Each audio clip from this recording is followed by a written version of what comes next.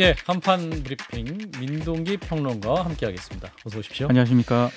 자, 청주 오송 지하차도 침수 사고는 수습이 되면서 이 참사 원인이 하나둘씩 밝혀지고 있습니다. 당일 사실관계를 한번 재구성해 볼까요? 그 관할 지자체장인 김영환 충북지사하고요, 이범석 청주시장이 사고가 발생하고 나서야 참사는 물론이고 당시 미호강 유역의 심각함을 인지했던 것으로 나타났습니다. 예. 특히 침수 참사가 발생하기 한 2시간 30분 전부터요, 지자체와 경찰과 같은 관계 기관에 미호강 범람 위험을 알리면서 주민 대피라든가 교통 통제를 요청한 보고 신고가 최소 24차례나 접수가 됐다는 것도 확인이 됐는데요. 예. 근데 김영환 충북지사는 사고 직후인 지난 15일 오전 8시 45분에서 8시 55분 사이에 유선으로 발생 사실을 보고를 받았습니다. 이때는 김 지사는 괴산댐 원류 위험으로 괴산군 현장에 있었다라고 합니다. 그리고 청주시의 이범석 시장도 사고 직후에야 보고를 받았는데 여러 차례 위험을 통보받았음에도 청주시는 별다른 조치를 하지 않았습니다. 공공기관이 관리하는 도로에서 대형 참사가 발생을 했기 때문에 중대시민재해 1호 사례가 될 수도 있다, 이런 전망이 나오고 있는데요. 예. 중대시민재해는 공중이용시설이나 공중교통수단의 설계, 제조, 설치 관리상의 결함을 원인으로 발생한 재해를 말하는데 이 사고로 사망자가 1명 이상 발생하거나 2개월 이상 치료가 필요한 부상자 10명 이상, 그리고 3개월 이상 치료가 필요한 질병자 10명 이상 발생을 하면 중대시민재해 요건을 갖추게 됩니다.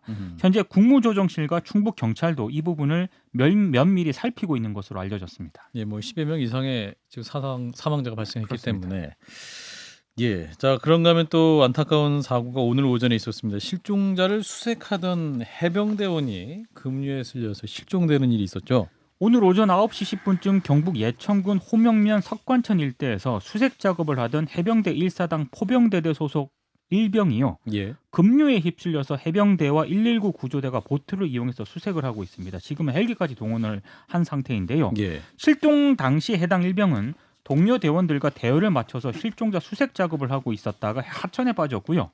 같이 물에 빠졌던 대원 2명은 수영을 해서 빠져나왔지만 이 해당 일병은 곧바로 나오지 못했다라고 합니다. 근데 논란이 제기가 되고 있는 게 구명조끼를 안 입힌 상태에서 이제 수색 작업을 벌였다라고 하거든요. 그래서 일단 해당 일병 부친이 중대장에게 왜 구명조끼를 입히지 않았느냐, 구명조끼가 그렇게 비싸냐, 기본도 지키지 않는다, 물살이 얼마나 센데 이건 살인 아니냐, 이렇게 항의하는 일도 있었습니다. 예, 참 안타까운 일인데. 자, 이제 오송 참사를 두고 지금 이제 책임 공방이 벌어지고 있고 책임 떠넘기기까지 나오고 있습니다. 자, 이 문제 어떻게 보고 계시니, 진 작가님?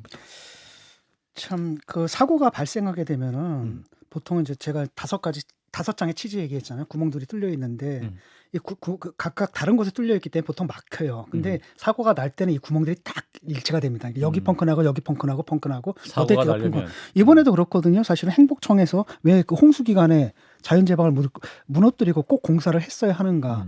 두 번째로는 그 지하차도 그 1급, 2급, 3급인데 그 1급으로 지정을 해야 되는데 옆에 왜냐면 하천이 있기 때문에 그걸 3급으로 지정을 해가지고 사실은 차단 장치 설치를 위한 예산이 지난달에나 통과했거든요. 그것도 문제였던 거고, 경찰 같은 경우에는 신고를 받았으면 출동을 해야 되는데 2차 도로, 제2차 다른 도로 갔죠. 예, 제2 지하차도로 가야 되는데 제1 지하차도로 갔단 말이죠. 이게 확인이 안 됐다는 거고, 그 신고한 사람이 건설업체 직원이거든요. 이 사람들은 그 건설하다 보니까 알았죠. 라고 한다면 끝까지 책임을 지고 경찰이 왜 안 오는 거냐 확인을 했어도 이 사고는 막을 수 있었는데 이게 다 전반적으로 펑크가 나버린 거죠, 한꺼번에. 근데 문제는 뭐냐면 이걸 갖다 통과를 할 수 있는 단위가 있어야 될 거 아니에요. 그렇기 때문에 여러 것들을 컨트롤 타워. 그렇죠. 그 컨트롤 타워가 지금 없었던 거고.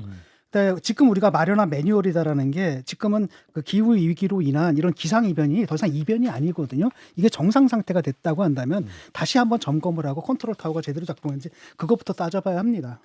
자, 김 소장님.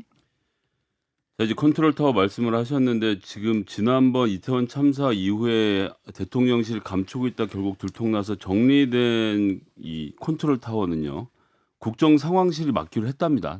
자기들 매뉴얼 설명이 그렇습니다. 그러니까 한호섭 국정상황실장이 총괄적으로 책임을 지는 것이고 전반적인 책임, 정치적 책임까지 포함해서 김대기 비서실장이 지는 거로 보여집니다. 국정상황실장이 대통령실 산하인 거죠. 대통령실 그러니까. 국정상황실이 국가 재난과 관련돼서는 살피기로 자기들끼리 룰을 정해서 작년 11월에 그렇게 이야기를 했습니다. 자, 그렇게 한 축이 있고, 그다음에 충청북도와 청주시는 자치단체로서 또 자기들끼리의 체계를 갖추고 있었던 예. 것 아닙니까?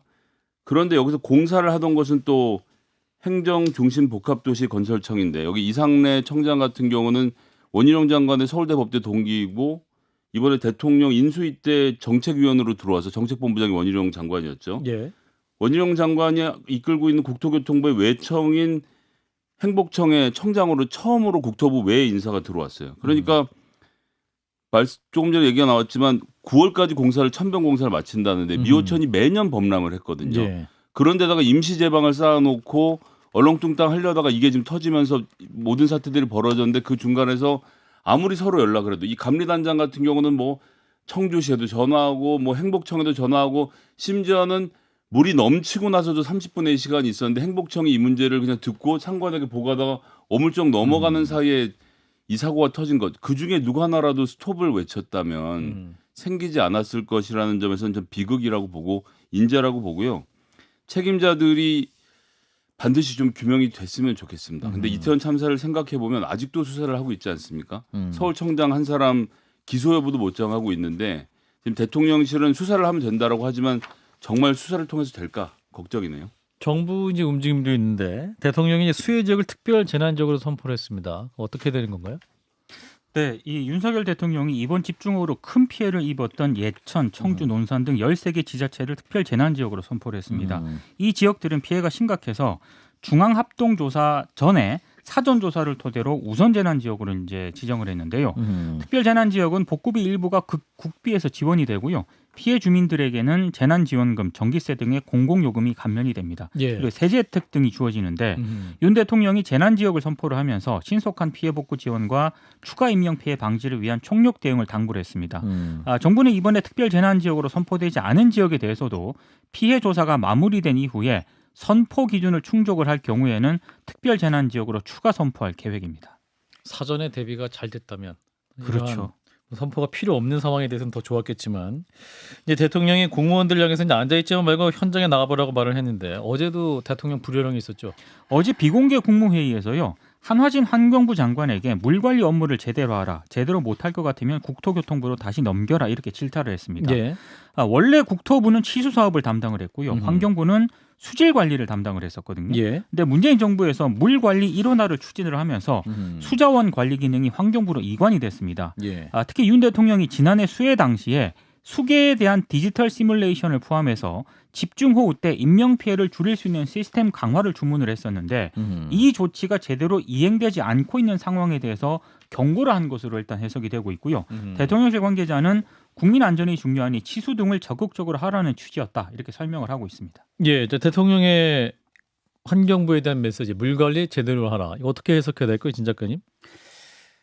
지금 그 서사를 구성했더라고요, 이 사람들이. 어떤 서사? 그러니까 원래는 이제 그 옛날에 환경부에서는 수질 관리만 하고 예. 수량 관리는 이제 국토부에서 했는데 지난 정권에서 이 수량 관리까지 바꿨죠. 다 환경부로 넘겼다. 그러니까 결국은 환경부 탓이다. 지난 정부 탓이다. 이렇게 가는 것 같아요. 예. 근데 그게 말이 되는 소리인가? 어쨌든 간에 그 환경부도 지금 당신들의 환경부 아니냐. 그다음에 지금 문제는 뭐냐면 그 수량 관리를 갖다 시설사 지금 국토부에서 한다고 한들 이 사고가 안 벌어졌겠느냐. 인과관계는 전혀 없거든요. 문제는 아마 이제 국토부 장관이 예. 없었어요. 대통령 따라가지고 유럽에 가 있었죠. 유럽에 가 있었죠. 예, 대통령도 유럽에 가 있죠. 그다음 여당 대표는 미국에 가 있었어요. 그다음에 행안부 장관은 뭐가 돼 있습니까? 그 직무정지가 돼 있는 소추가 돼 상황. 있죠. 그런데 그럼 남은 건 이제 한덕수 총리인데 존재감이 없잖아요. 사실상 그 현장에서 책임을 져야 할 분이 한덕수 총리인데 예. 이분은 사라져 버린 거고 이런 총체적인 난국을 갖다 이제 피해가는 게 그거지 전 정권 탓하는 거죠. 그다음에 또 하나가 있습니다. 이게 또 첫 하나 번째 있어서. 버전이고 두 번째가 뭐냐면 4대강 사업. 음. 보험으로 또 도를 낫다. 해체했기 때문이다. 뭐 이런 식의 말도 안 되는 얘기들. 자, 김 소장님은? 대통령이 일단 제대로 못할 것 같으면 국토교통부로 다시 넘겨라. 환경부 물관리 업무 얘기하는 건데요. 예. 법으로 정해지는 일입니다. 몇 번 설명해야 드려야 될지 모르겠는데 본인의 결단으로 할 수 있는 일과 법을 통해서 해야 될 일을 제발 좀 구분하셨으면 좋겠고요. 환경부 장관이 제가 좀 하기 어려울 것 같습니다. 원희룡 장관님 가져가시죠. 예, 국토부가 맡아서 하겠습니다. 이렇게 안 돼요. 이게 대한민국이 꽤나 튼튼한 법치 국가인데 대통령께서 이런 상황을 좀 파악을 하셨으면 좋겠고 심지어는 이 말씀하시면서 뭐라 그랬냐면 환경부는 단순히 환경을 보호하는 수준을 넘어서서 제대로 해야 된다 이런 말씀을 하세요. 아니 환경부라도 환경을 보호하지 않으면 우리나라 아무도 환경을 지켜줄 데가 없습니다. 그나마 규제부서로서 다른 부서가 막 다 파헤치려고 하는 걸 막고 있는 역할을 하는데 예. 7 공무원들 전부 다 해고하고 거기다 지금 국토부에 있는 공무원들 이식하고 있거든요. 그래서 중앙일보가 지난주에도 이미 보도했습니다만 국토부 공무원들이 환경부에 들어서 1급들을 다 차지하면 결국 4대강 사업 추진본부로 만들겠다는 얘기인 겁니다. 환경부를. 예, 그렇죠. 이렇게 해도 되나요? 아니 4대강 보호사업과 지천에서 지금 뚝이 터져서 생긴 이 물난리 작년에 신림동도 마찬가지지만 무슨 상관이 있나요? 보는 수위 밑에 있을 때는 보의 문을 열어서 수량을 조절하고요. 홍수가 벌어진다는 것은 이미 댐이 아닌 보의 수위는 넘어선 상태이기 때문에 보는 홍수에 대한 조절 능력이 없어요. 이거는 그냥 과학적으로 증명되어 있는 건데 대통령께서는 너무 이념에 치중하시는데 과학을 가지고 얘기를 좀 하셨으면 좋겠습니다. 그 강성 지지층들의 어떤 세계관이 있습니다. 예. 그러니까 사실 현실과는 굉장히 유리된 어떤 세계관에 갇혀가지고 그런 일들이 좀 하는 것 같아요. 네, 심상정 의원 또 잠시 후에 볼 거기 때문에 이 문제도 짚어보고. 자, 민주당이 시행령 완박법을 추진 중이다라는 뉴스입니다. 여당이 또 강력하게 반발하고 있군요. 그러니까 황운하 의원이 국회법 개정안 공동 발의 절차에 착수를 했는데요. 예. 법안을 발의한 다음에 민주당 차원의 중점 법안으로 추진하겠다는 계획인데 예. 개정안은 국회법 98조 2를 바꿔서요. 국회가 정부의 시행령을 직접 제어할 수 있게 하는 내용이 핵심입니다. 좀 더 구체적으로 말씀을 드리면 국회 상임위원장은 상임위 의결로 정부의 시행령의 수정 변경을 요청할 수 있고 정부는 이를 60일 이내에 반드시 처리해야 합니다. 그리고 이미 시행되고 있는 시행령을 수정 변경 요청할 권한도 상임위에 부여해서 뭐 본회의 의결을 거치지 않아도 되는 그런 내용이라고 하는데요. 현행 국회법은 지금 국회 상임위가 정부 시행령을 검토한 뒤에 법률에 위반됐거나 법률 취지에 맞지 않는다고 판단할 경우에는 검토 결과 보고서를 작성해서 국회의장에 보고하도록 되어 있고요. 의장이 국회 본회의 의결을 거쳐서 정부에 이를 송부하더라도 이를 따를지 말지는 정부가 정하도록 되어 있습니다. 행정부의 또 권한을 인정하는 측면도 있는 거네요. 그렇습니다. 그런데 만약에 민주당이 추진하는 국회법 개정안이 통과가 되면 예. 모든 상임위에서 과반 의석을 지금 민주당이 확보를 하고 있기 때문에 예. 각 상임위 의결로 정부의 시행령을 비토할 수 있게 된다는 거고요. 국민의힘이 이거와 관련해서 이건 민주당의 시행령 완박이라고 지금 반발을 하고 있습니다. 예, 국민의힘의 비판은 굉장히 거센 상황인데 해당 법안 발의를 준비하고 계신 분이세요. 더불어민주당 황운하 의원을 연결하겠습니다. 의원님 나와 계시죠? 네, 황운하입니다. 예, 저희가 이제 의원님이 일단 준비하고 계신 개정안 핵심 내용을 일단 좀 살짝 짚어봤는데 의원님께서도 네. 간단히 설명해 주시면 어떤 내용으로 국민들이 이해하면 될까요? 네, 국회가 법을 만들 때 예, 구체적인 상황을 다 가정해서 예. 세부적인 내용을 모두 법에 담을 수는 없지 않습니까? 예. 그래서 이제 세부적인 내용을 행정부에 위임하는데 이것을 행정입법이라 이렇게 부릅니다. 예, 행정입법이 대통령령, 총리령, 뭐 무슨 부령 이렇게 나타나죠. 예, 이런 행정입법은 너무 당연한 말이지만 국회에서 법률에서 위임받은 범위 내에서 만들어야 됩니다. 예, 그런데 위임받은 범위로 훨씬 벗어나거나 정반대의 방향으로 일종의 입법을 무력화시키거나 국회를 조롱하는 것 같은 그러한 이제 그 행정입법이 만들어진다면 이것은 삼권분립 정신을 훼손하는 아주 비상식적인 일이거든요. 이런 일이 설마 벌어지랴 이렇게 생각했었는데 실제로 벌어지는 겁니다. 그래서 이것을 시행령 쿠데타라고도 부르죠. 예, 쿠데타와 다를 바 없는 시행령으로 국회 입법권을 무력화시키는 삼권분립 훼손하는 헌정을 농단하는 이런 일이 벌어지기 때문에 이걸 시행령 쿠데타라고 부르는데요. 예. 이것을 더 이상 방치할 수 없기 때문에 그래서 윤석열 정부 들어서 갑자기 이런 시행령 쿠데타가 늘어났습니다. 어이없는 일이 막 벌어지는 것이죠. 한동훈 장관의 어떤 시행령 정치를 말씀하시는 그 건가요? 대표적인 예죠. 예, 대표적인 예가 검찰청법 시행령이라고 볼 수 있겠죠. 네. 국회가 검찰의 직접 수사권을 6대 범죄에서 2대 범죄로 축소하겠다는 입법 취지는 너무 명확관하거든요. 명백하잖아요. 근데 법무부 장관이 이것을 오히려 늘려놨습니다. 이게 얼마나 어이없는 일입니까? 국회의 입법권을 조롱하고 있거든요. 예. 이것을 국회가 어떻게 방치합니까? 이것은 국민이 위임해준 국회 입법권을 행정부가 무력화시킬 때 국회가 이것을 바로 잡아야 한다는 것은 국회에 부여된 너무 당연한 임무입니다. 네, 그래서 이런 우현우법적인 행정입법을 정상화하는 법안을 말하는 것이다. 이렇게 이해하시면 되겠습니다. 네, 진 작가님. 이게 삼권 분립이 돼야 되잖아요. 그런데 시행령에 대한 권한은 사실 행정부가 갖고 있는 건데 국회에서 그럼요. 이걸 통제를 하게 되면 그 삼권 분립을 깨치는 거고요.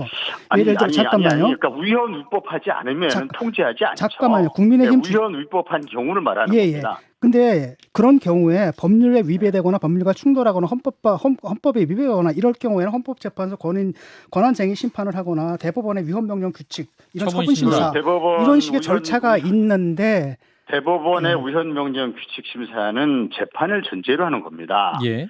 대법원이 이것을 심사하는 경우는 재판의 전제가 된 경우에 하는 것입니다. 예. 그걸 아셔야 되고 그다음에 권한쟁의 심판 이미 한동훈 장관 등이 헌재에 신청을 했었고 헌재에서 이 검찰과 법무부가 권한쟁의 심판 신청한 부분에 대해서 검찰의 수사 개시 범위를 이렇게 좁혀놓은 것이 검찰의 권한을 침해했다는 취지로 예.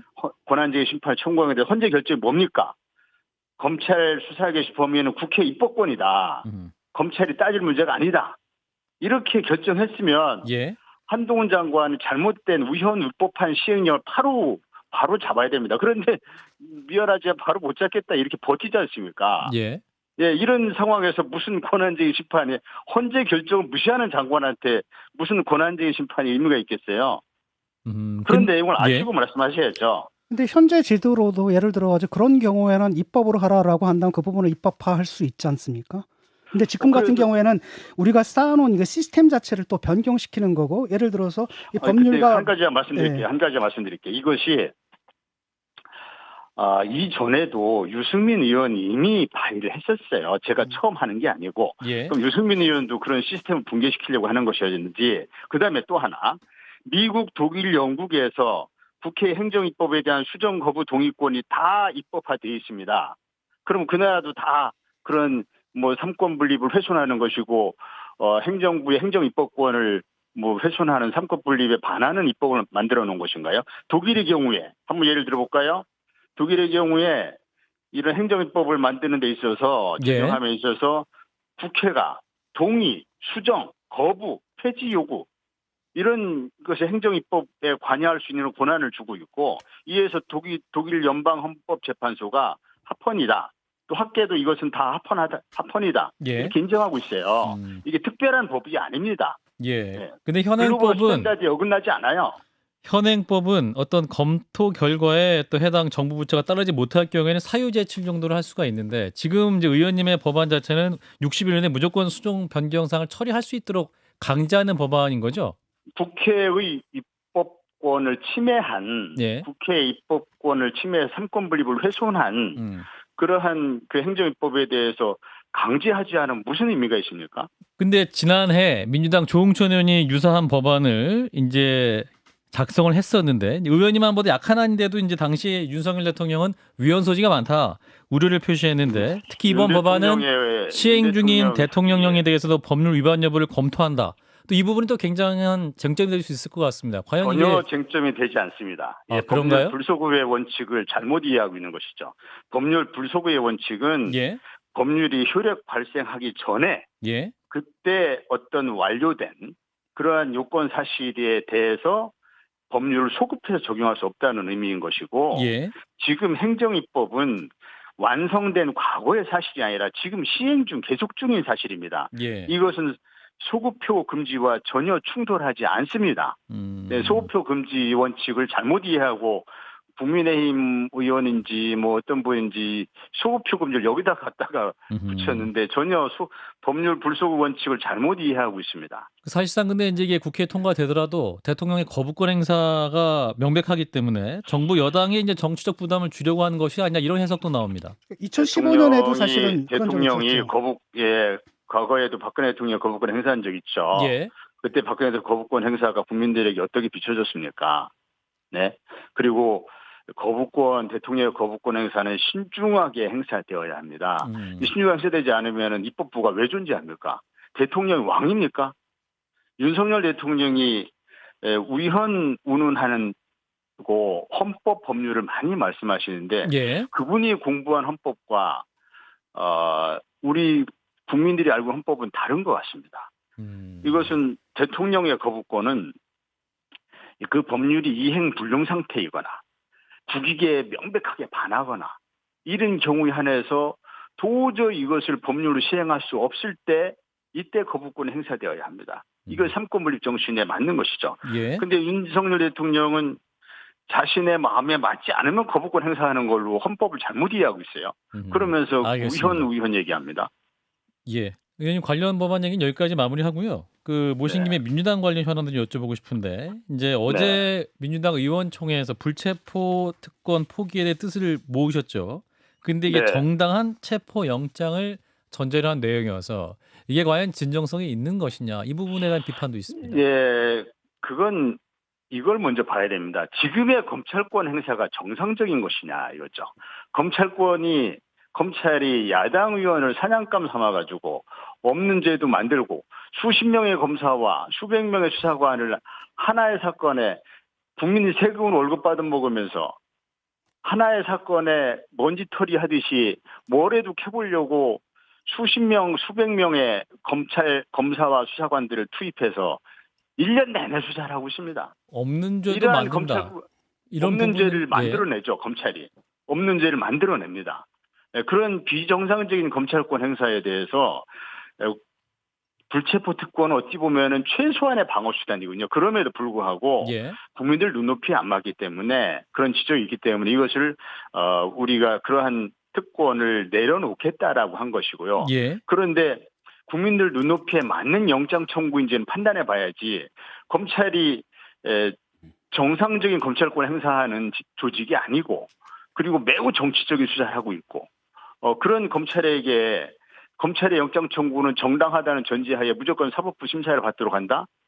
현재의 사법 시스템은 검찰이 영장을 청구하기 전까지 방대한 분량의 수사기로 모아가지고 법원에 갑자기 영장 청구하면서 기록을 예. 제출합니다. 예. 이 내용을 제대로 파악하지 못하고 영장심사에 들어가서 방어권 행사하기가 어렵습니다. 그런 상황에서 법원이 검찰의 영장 청구의 부당성, 수사상의 오류, 무리한 수사, 표적 수사 등을 제대로 걸러내기가 어렵습니다. 의원님 지금 말씀하신 거를 종합해 보면 검찰권 행사에 대해 불신이 굉장히 많으신 것 같은데 그렇다면 아니, 불신이 아니라 불체포 특권을 왜 들어오는지 이해가 안 되고요. 네? 그러니까 국민의 뭐라고요? 눈높이가 기준인데 그렇다면 노웅래 의원, 이재명 대표, 윤관석, 이성만 의원에 대한 영장 청구 중에서 국민의 눈높이의 관점에서 이 네 가지 영장 청구는 어떻습니까? 이게 정당한 겁니까? 부당한 겁니까? 역시 국민들의 눈높이로 국민들이 판단하실 겁니다. 아니요. 그러니까 어떻게 판단하냐고요. 그걸 얘기하자면 길죠. 왜냐하면 검찰의 영장 청구 범죄 사실이 어떻게 잘못됐는지 또 당사자의 소명이 어떻게 설득력이 있었는지 이런 걸 여기서 다 설명해야 되잖아요. 그러니까 국민의 저한테 주어진 시간이 얼마입니까? 그러니까 저한테 주어진 시간이 길다면 말씀드릴게요. 예, 한 2분 남았는데 의원님. 네. 이제 국민들의 눈높이라고 말씀하시면 모든 사법적 판단을 국민들의 판단에 맡겨서는 안 되는 거 아닙니까? 어떤 사법부도 사법부의 기능을 해야 되는 것이고. 이제 검찰의 예. 당연히 사법부의 판단을 존중하죠. 예. 사법 판단을 존중하는 것인데 사법부의 판단도 다 국민의 눈높이에 맞을 겁니다. 네, 그 사법부는 그래도 신뢰할 만하죠. 또 사법부는 우리나라 사법 시스템에서 어떤 인권 보호라든지 예. 최후의 보루기 때문에 예. 그래서 사법부의 판단은 우리가 신뢰하고 존중할 수밖에 없습니다. 예. 근데 그 전 단계에서 검찰의 부당한 영장 청구에 대해서는 방어 수단이 있어야 합니다. 예. 그렇기 때문에 그것을 부당한 영장 청구임에도 불구하고 검찰 영장 청구는 정당하기 때문에 사법부 심사를 받아야 한다. 이것은 검찰에게 무방비 상태로 이제 검찰이 사실상 어떤 야당을 상대로 표적 수사를 하면서 예. 야당 의원을 사냥감 삼아가지고 그래서 법 기술을 활용해가지고 그래서 어떤 정치 수사, 표적 수사를 하는데도 국회에는 야당은 아무런 방어 수단 없이 속수무책을 당하고 있으라는 예. 그런 의미가 그럼 되거든요. 불체포 특권을 내려놓지 않겠다라고 말씀하시는 게 좋죠. 이게 대국민 사기극이잖아요. 아니죠. 사실상. 모든 불체포 특권을 모든 사안에 대해 행사하겠다는 게 아니잖아요. 예. 네, 그렇기 때문에 불체포 특권을 내려놓지 않겠다는 국민의 거하고 눈높이에 다르죠. 안 맞는지는 그 여러분들이 판단하시겠다는 얘기 아니겠습니까? 결국은. 국민들의 눈높이는 국회의원들이 판단하는 건 아니죠. 국회의원들이 국민들의 눈높이에 따라서 알겠습니다. 표를 얻어서 그 정당성 여부 또는 어떤 이해득실, 성패를 국민들에게 눈높이에 맞느냐 못 맞느냐 가지고 알겠습니다. 결론이 나지 않습니까? 그래서 국민들의 눈높이를 정확하게 판단하리라고 봅니다. 네, 의원님 오늘 말씀 여기까지 듣겠습니다. 고맙습니다. 네. 네, 더불어민주당 황운하 의원이었습니다. 네, 브리핑 순서 오늘 여기까지 마무리해야 될 것 같아요. 자, 민동기 평론가였습니다. 고맙습니다. 고맙습니다. 좋아요. 구독! 알림 설정.